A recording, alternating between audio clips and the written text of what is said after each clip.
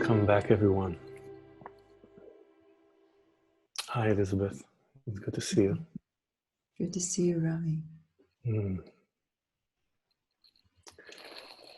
As I'm sitting here in New York, it's just midnight now.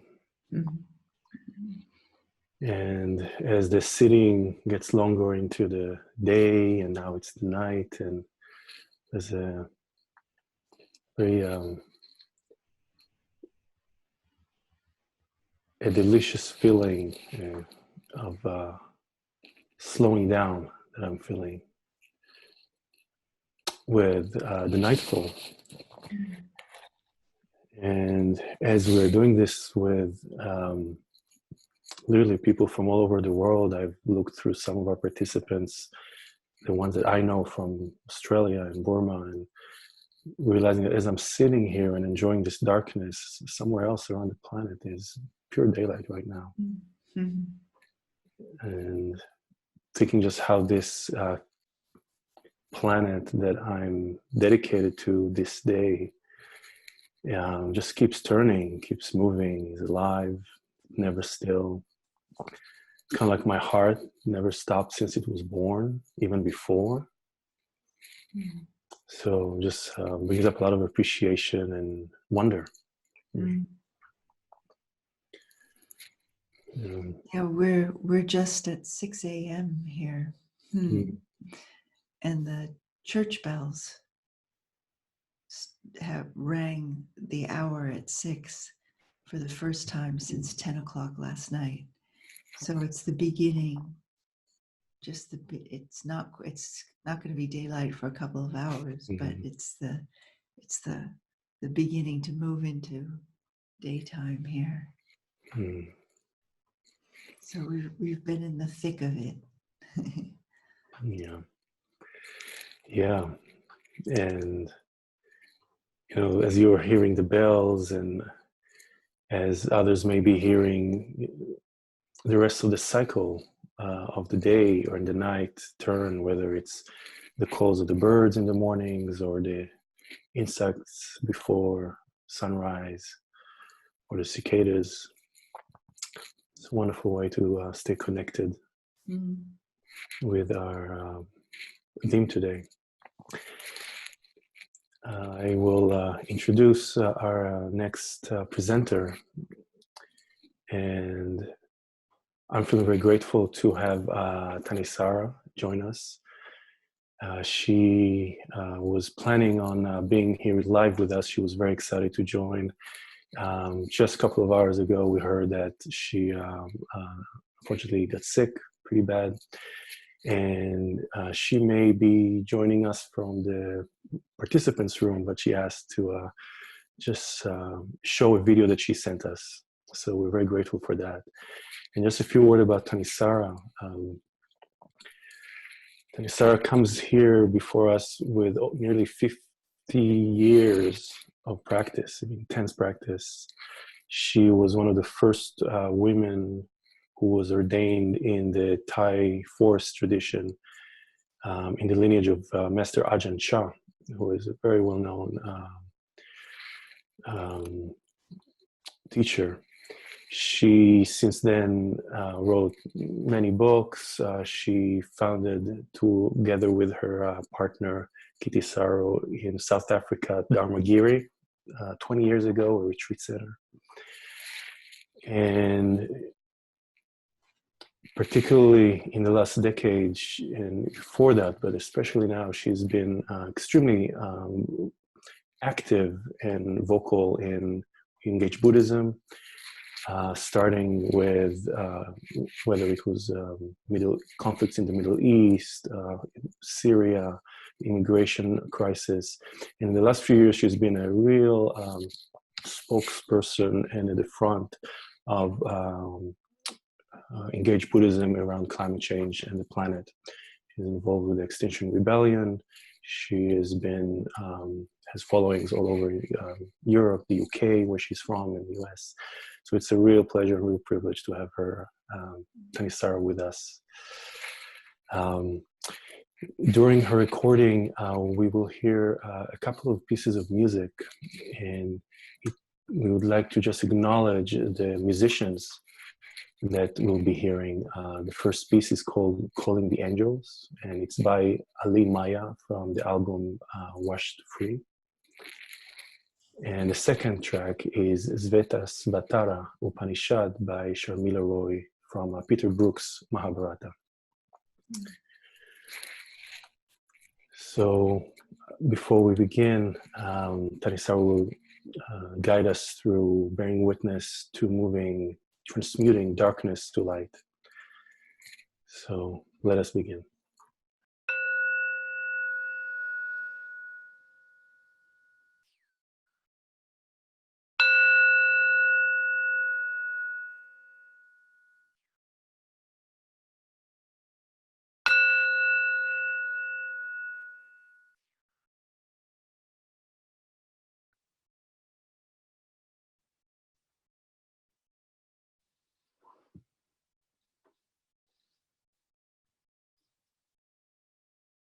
Calling upon the angels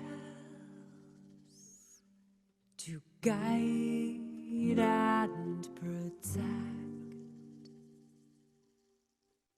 calling upon the angels to guide and protect, to guide and protect us, to guide and protect. I'm calling upon my grandmother. I'm calling upon my grandfathers. I'm calling upon my plant allies. I'm calling upon the angels to give us the strength to walk this ancient path of truth. Give us the strength to walk this timeless path of true love. Give us the strength to walk this ancient path of truth. Give us the strength to walk this timeless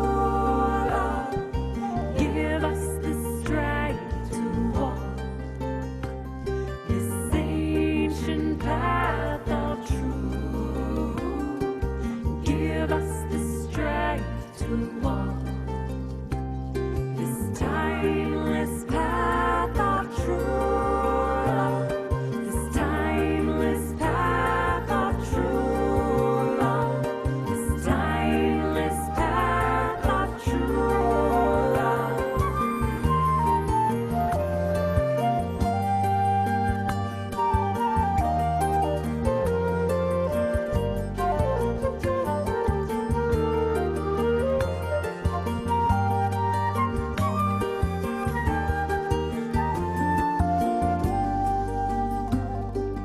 Calling, calling, calling upon the fire. I'm calling, calling, calling upon the waters. I'm calling, calling, calling upon the breezes. I'm calling, calling, calling upon the earth to give us the strength to walk this ancient path of truth. Give us the strength to walk this timeless path of true love. Give us the strength to walk this ancient path of truth. Give us the strength to walk this timeless path of true love. Give us the strength to walk.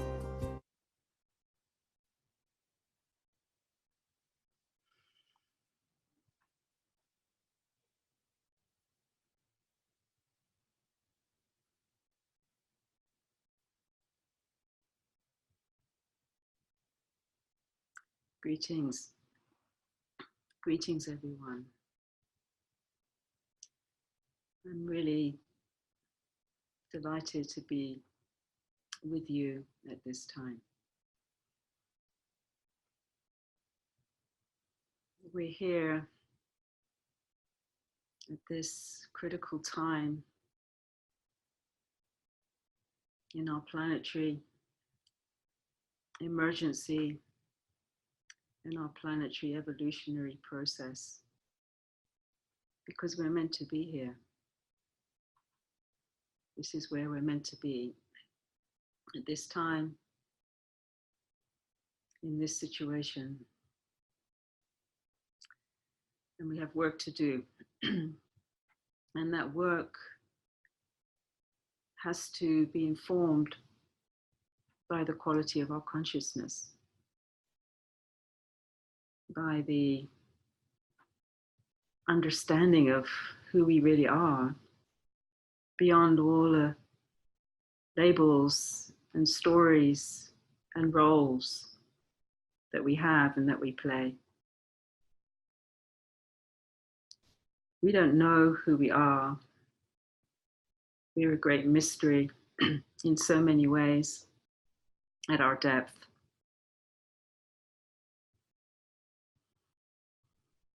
And as we listen into that mystery, it's alive. It's the living intelligence of the Dharma, of truth, of reality. And that living intelligence is consciousness, conscious awareness, presence that suffuses all things, all creation, all beings, all matter. It is like the cohesion that holds all things, and within all things manifest. All things manifest in this ground, in this space of conscious awareness. Everything is resident in our awareness. the angels and the demons that are let loose at this stage, at this time, wreaking havoc, confusing living beings, undermining goodness, creating division, sowing hatred, inflaming wars and destruction. And these demons are seated also in our consciousness. They are part of us too. Unless we can begin to bring them home, free them through acts of love, through acts of clarity, and also through the power of truth and transformation. The transformation that we can bring about through conscious awareness. We can touch that which is painful, that which is suffering, that which is held in the shadows, that which is longing actually to be free. When we bring our awareness that already has within it deep knowingness, deep capacity for healing, the power of clarity and illumination, this awareness is able to transmute pain and suffering and shadow, to distill it into the qualities that we need to infuse our beings at this time, so we can manifest more freely, so we can respond more accurately to the precipice that we're on, and to the danger that we're in. If we're caught a lot in the old stories and the diminished ways that we see ourselves and understand ourselves according to the conditioning that we received, if we hold ourselves against each other because of that conditioning, because of the way that we've been for millennia looking after our own, just our own, or our own tribes, or our own interests, this old conditioning is actually based in fear, rooted often in violence, generating oppression, underwriting now our planetary emergency, this old consciousness that's separative, divided consciousness that sees everything as apart from itself. Everything out there that we love or hate, or we fear, or we want, or we don't want. Our task now in the heart of this divided consciousness, the pain of it, is to know that pain. That's the inner practice of meditation. We touch the depth of the dukkha, of the suffering. But we're not that suffering. We feel it, we own it, we work with it, we transmute it. But that's not the whole story. So our task is to enter, to know this conscious awareness is indestructible, is immutable, is immanent, is diamond-like. It can illuminate and reflect. We can reflect on what we experience without being spun out and collapsed into that experience, or dragged along or shaped by these old stories. So when we touch that diamond consciousness, that awareness to these realms of pain and suffering, it can illuminate, it can bring compassion, it can dissolve these crystals, like salt crystals, as the Buddha called them, of old karma. Old stories, old patterns, very, very old. That is suppressing for millennia human consciousness. Those salt crystals, when they appear, if we haven't got a large container to put them in, as the Buddha said, it's like a salt crystal in a glass of water. We can't digest the toxicity. It's too intense. It's too poisonous. But if we understand and we develop qualities of conscious awareness, of heart, of compassion, of mindfulness, mindful and present to how it is, deeply rooted in our embodied awareness, bringing awareness into our body, freeing the body from these old places of constriction, these energetic blocks, these old stories. And then it's like having a salt crystal in the river Ganges. Well, when that was more pure, a pure body of water, a river flowing that can dissolve. You have the power to dissolve what obstructs.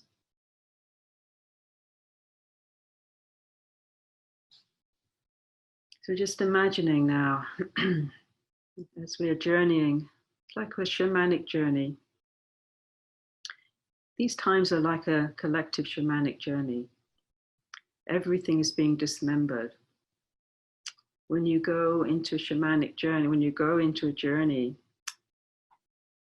that entails a shift of consciousness, and whatever means that journey or method that journey involves, meditative process, other processes, there's a sort of a dying that happens.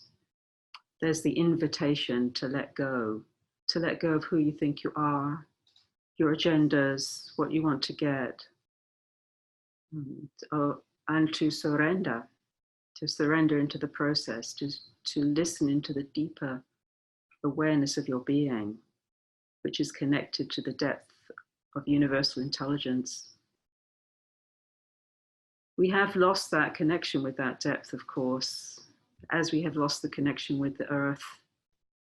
We see ourselves as separate and apart from. And so this great earth, Mother Nature, Grandmother Earth, from whom we're born and to whom we'll go back to, and who creates everything, and the whole web of life that we're actually a part of in this in-souled world, we've lost that connection. We've lost the connection to our own depth. So in this dismemberment that's happening in our times, where the worlds that we've been used to, the securities that we've assumed, are all changing very fast now, and things are being torn apart. This ancient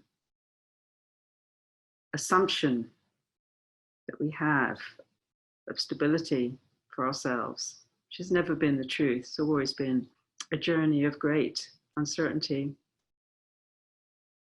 But in this process of this dismemberment of this civilization based on a false assumption, the oil civilization, the economics that are based on massive extraction from the earth without understanding her limitations, her need to have the proper care to regenerate herself. This has now come to the point that it's collapsing, that it has to collapse because it's killing us. It's killing our life support systems. So when we go into a journey, a shamanic journey, it feels like we're dying, and there's a lot dying around us. So it's very, very, very terrifying. And we feel that terror, that panic, that outrage, that overwhelm. But there, in the heart of that, there's an invitation. There's something important in this. We're being inducted into stepping into another part of ourselves, moving into another dimension of our understanding and of our being. We can't hold, the center cannot hold in the old way that it held before, the centrality of the sense of self, of me, and my tribe and my identity in a certain way and how it has to be. So there's this deep, unstoppable speed to this journey at the moment, and will continue and increase. So we have to find that ground. We have to find that center in a very different place than we've been looking. So this is the invitation to listen, but the center is not very far away, never was. It's calling, it's always calling. is inviting us back. It's a reclamation. This is a journey of reclaiming the soul, the heart, the body, the earth, the understanding that we're here in a collaborative way. As they say in Southern Africa, this Ubuntu, that we are here through others. I am who I am because of you. You are who you are because of me. This is reality. This is the Dharma. So we have to reconfigure ourselves in a very different way, line ourselves into an awareness and a presence that's immanent, that's here, that doesn't have an agenda, but is able to listen in a very different way, to hear a different voice, a different prompting, and to be the conduit for that voice, because that voice at the moment is Mother Earth. She's speaking to us. We're her immune system rising. The terror we feel, the fear, this is her communication in our body. So we have to listen, and those feelings, those emotions, they are the manure, if you like. They are the strengthening through which we have to feel what we feel, and it will strengthen if we can to understand that these feelings are moving through our system. So we help them move through our awareness, we help them be liberated. So we can distill from what's felt and what's experienced clarity, from outrage to clear seeing, just seeing exactly what's going on here. The psychopathic death march that's leading us off a cliff, and the outrage, the need to stop that, and to understand that we're wired into that too. It's not all out there, it's also in here. So it's a humble journey now, this prayerfulness. We opened the session with the calling of the angels, the calling of the devas, the calling of the earth spirits, the calling of the Buddhas and Bodhisattvas, the plants, the intelligence in the plants, in nature. This beautiful song, Calling the Angels, from my very dear friend, Ali Maya, in her new album called Washed Free. This is a really important movement of the heart, to have a prayerful sense, a humble way of relationship to our experience. Because as humans, we've been very arrogant. We felt we had the right to dominate it all, we have the illusion that we can control it all. And that's fast going. It's a terrible time that we're in. It is terrifying. It is so much grief, so much pressure, so much urgency. But it's not going to be functional if we just come from terror and fear and have our nervous system deregulated. It's a time for discipline inwardly, to renounce what we don't need anymore, to have a prayerful life where we know how to let things go, to offer up what we can't hold, offer to the ancestors, offer it to the greater forces of wisdom, call on those to be with us. May the spirits and the elders of this land that I'm sitting on and that you're sitting on be present for us. When I was at Standing Rock, that was an act of resistance rooted in prayer and ceremony. It was a demonstration of the way to be in this time. And it was deeply rooted in the understanding that the ancestors knew this time would come. And they're here with us. And that if we act out of violence, then they can't speak to us. If we Purify the heart from that divisive consciousness. Purify maybe is not because it sounds like there's nothing impure here. It's transform these states, these diminished ways that we've been for so long, millennia, through our practice. And to know that rather than fearing suffering, which is where we usually come from, or recoiling from the shadows that we're now moving through, like the valley of death, that we can actively meet those shadows. Nothing to fear, although it's terrifying and much to fear. But fear itself can be known, and we can grow through that experience and gain strength, overcome fear. There's that deep, immutable, unshakable, immovable consciousness, conscious awareness, presence at the core of our being, the core of every moment, every situation becomes a reality for us through our practice. And in those shadows, may all of the ancestors, the great Buddhas and Bodhisattvas, the saints and sages, Kuan Yin Bodhisattva, the one who listens at ease with the sounds of the world, as we gather those shadows, as we bring to our conscious awareness on the planet now, and just feel into the destruction, the violence, the wars, the hate. It's like we have a large net and we just gather that energy, the shadow, and offering it into the heart of the one that listens at ease to the sounds of the world, the immovable, awakened consciousness present here now.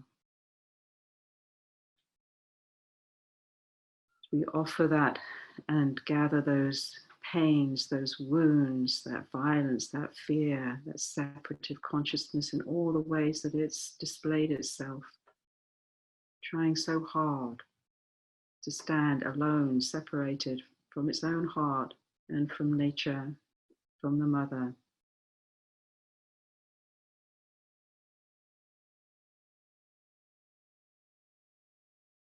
This ancient journey of transmuting shadow to light, may we extend a wave of healing light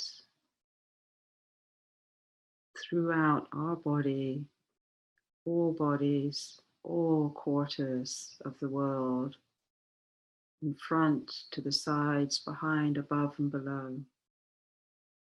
May all beings, all situations be touched with the force and the light of healing, of freedom, releasing, may all of these old shadows, these old places of oppressions be released at this time. Like an old skin, humanity needs to shake off. It's done, it's finished.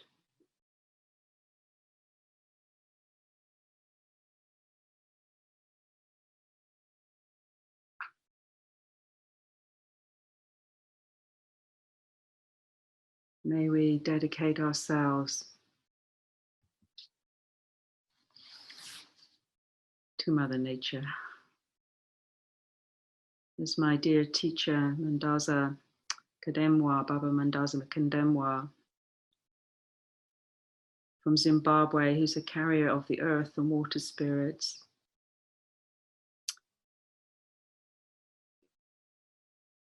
who's a vessel for the ancestors, who receives visions and dreams and messages and makes offerings and performs healing rituals on behalf of those that need it, all of us, who serves as a messenger for the earth and the ancient ones, as we do too, as we can too. This is our destiny. As he said about Mother Nature, humanity, and quoting him, humanity has forgotten where we come from. We actually came from the earth. This is the truth forgotten by humanity. She is Mother Earth. She is the creator. She is the giver of everything, everything that we know of. You're holding a cup of tea. That all came from her. Your clothes, your breath, everything comes from her. Your body is from her. And when your soul leaves the body, it will return to her. We are right when we call her Mother Earth. Mother of who? She's just not the mother of humans, you know. She's the mother of all things. Just listen to your heart, close your eyes, and think about how big this land is we call Mother Earth. You'll begin to see how big she is, how she owns us all. Tampering with her is tampering with our own lives. She has many lives, but if we lose our life, it's hard to get another one, but she can. That is why she's a mystery. She's a wonder. That is why she calls herself I am, the I am. We are now only just realizing that she exists and we want to come home to her.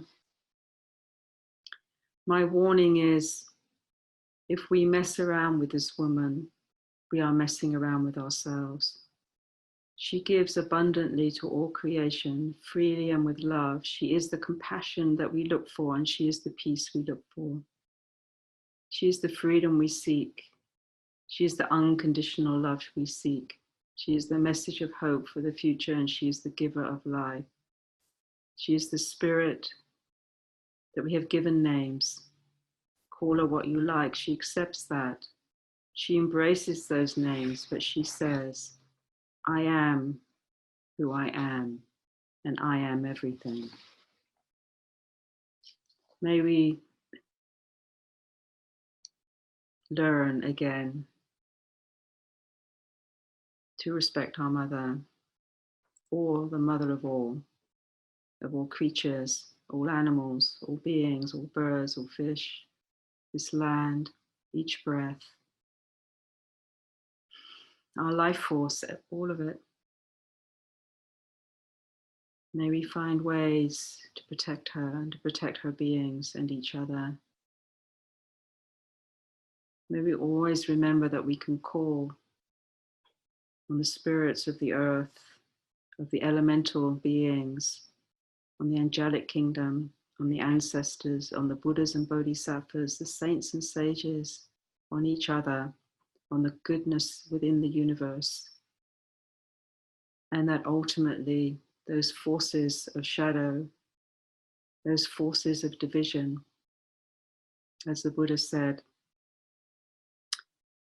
can never be overcome with hatred, only through love.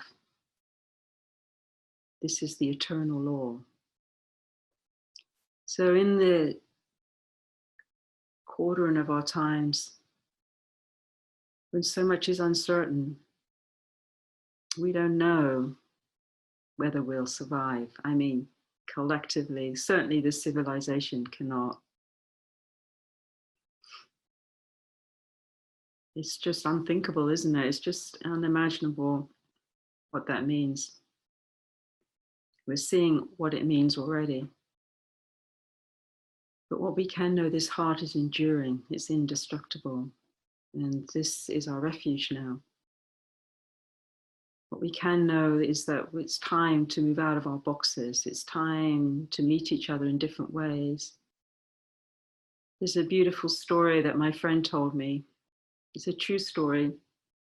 It's about a Danish Inuit man from the last century, beginning of the last century. He was an explorer.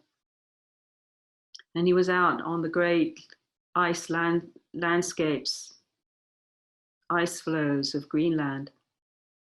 And he came across a polar bear. They were hunting, actually, a group of them. And this polar bear was terrified, of course, and tried to escape and was cornered and couldn't move. The place where they were, couldn't move. So the bear just got its paws and crushed on the ice and went through the ice. The ice broke. And at the same time, this guy fell with him.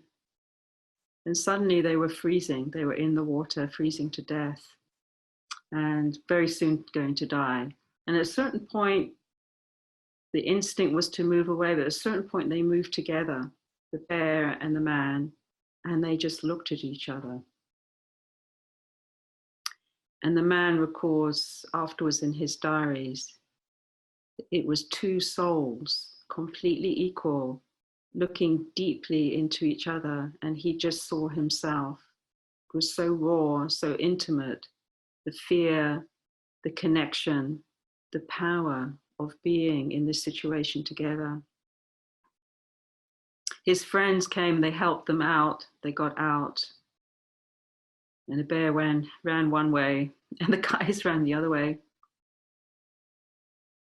But this moment, when I heard my friend told me this Danish, told me this story, I felt this is how we have to see everything now. Like this bear and this man in this cold, drowning ice. It cuts away, it cuts through all the unnecessary things that we hold on to, that we think we need, that we, our childish ways. And it makes it very real. Here we are. Can we really see the depths of each other's soul? Can we see into the depths of the heart of all things in this moment? Can we make it matter? Can we bring love? Can we bring a bit more patience? Can we step out of the usual wiring of our brain that's trying to get somewhere all the time? And can we, in our meditation, feel the whole range of consciousness, from the angelic to the demonic, and touch it all, transmute the pain with awareness, and touch it all with this knowing, listening, that reveals the nature of all things, that connects us to the deep flow and the deep living truth, the deep intelligence of reality.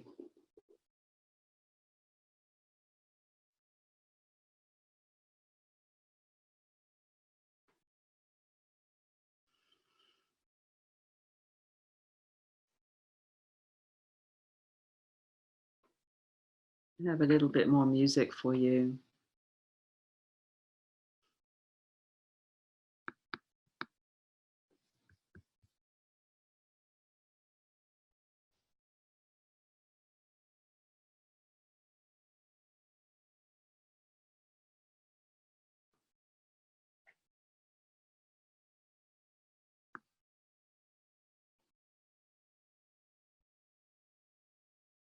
This is from the Upanishads.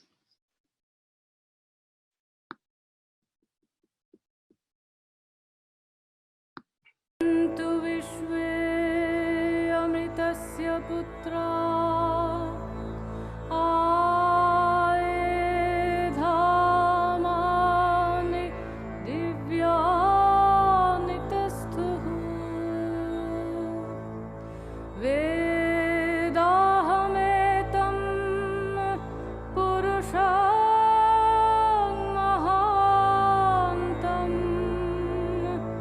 Adityavarnam tamasa parastat tameva viditvati mrityumeti nanyah pantha vidyate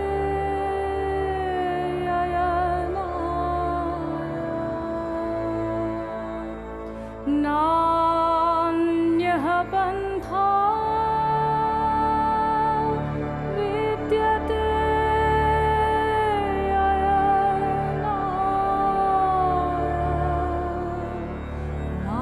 Nanyah pantha vidyate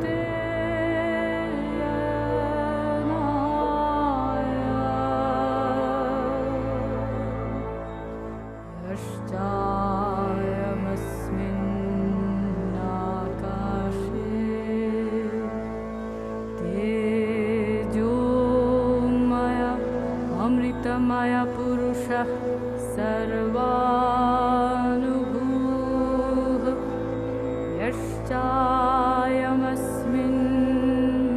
यश्चायमस्मिन्नात्मनि तेजोमय अमृतमय पुरुषः सर्वानुभूः तमेव विदित्वाति मृत्युमेति नान्यः पन्था विद्यते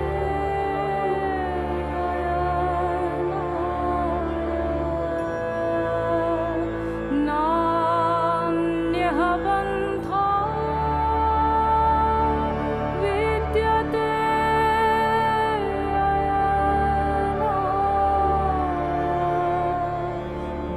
नान्यः पन्था विद्यते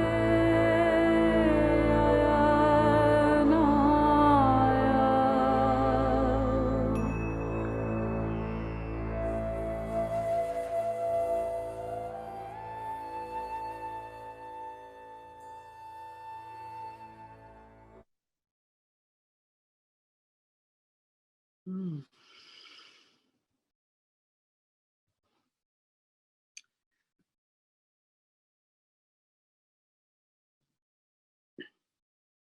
Please go well. Stay well.